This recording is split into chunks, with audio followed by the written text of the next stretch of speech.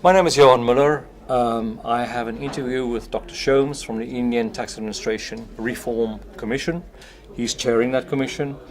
Prata, you have a very impressive CV. You have advised the Brazilian government, you've worked with the UK government, you've advised several African governments, all on tax policy. You've also worked with the IMF on tax policy.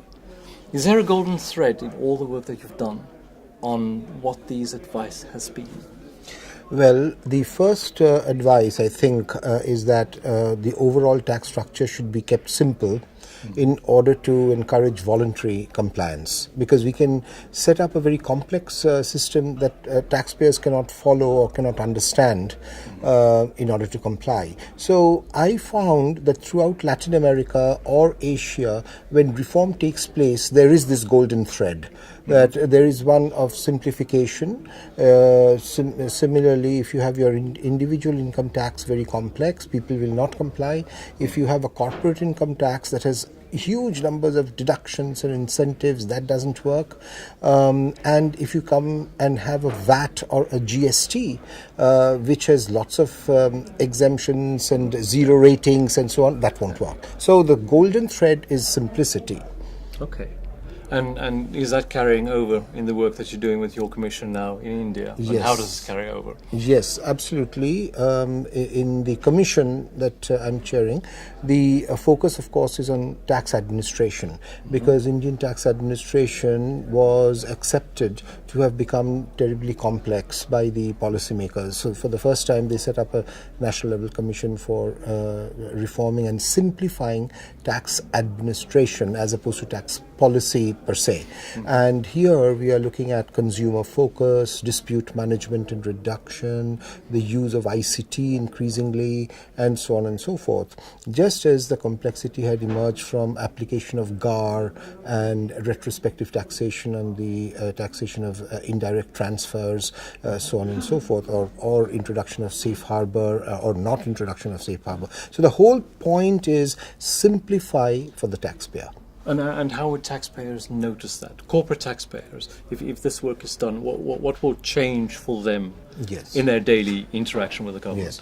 The first and foremost, with some of our recommendations, the government has announced a reduction of the headline corporation income tax rate from about 33% to 25% over the next several years, if the GST, which is to be introduced, works dynamically. So immediately there is some euphoria. But over and above that, in terms of application of GAR, the onus has been shifted to the assessing officer to prove a case rather than on the taxpayer as was originally being envisaged.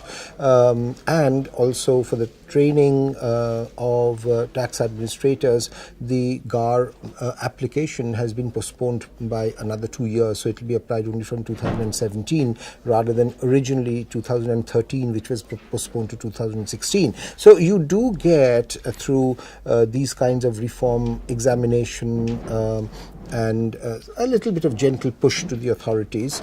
And we've been very, very straightforward, and the Commission has had many previous very senior tax officials themselves, as well as senior CFOs from very multinationals. So it's a very interesting tax commission. And several, and in the last union budget, the government announced that they are going to implement all these recommendations in the coming financial year. Okay. So it's more now an innocent until proven guilty system. A last question. The work that the OECD is doing together with India on BEPS, how is this interacting with your simplification? Because it seems like BEPS tend to make things maybe a little more complicated. Yes, this is a kind of complication that the world has to move because of the recent experience with kind of trickle down of tax contributions to the exchequer and a kind of inequality or iniquity across taxpayers globally. So that is something that the Indian government, Indian tax administration had braced for. And it is true that it's going to get complicated, but India was already on the path of source-based taxation. So it isn't a big surprise. In fact, Indian authorities feel, well, now the world is following what we had been saying for quite some time.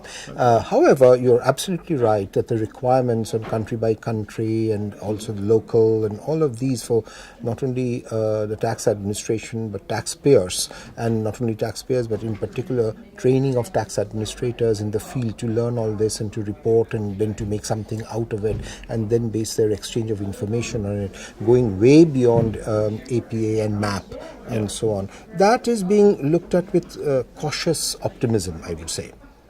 Okay. Well, thank you so much for the interview. Thank you.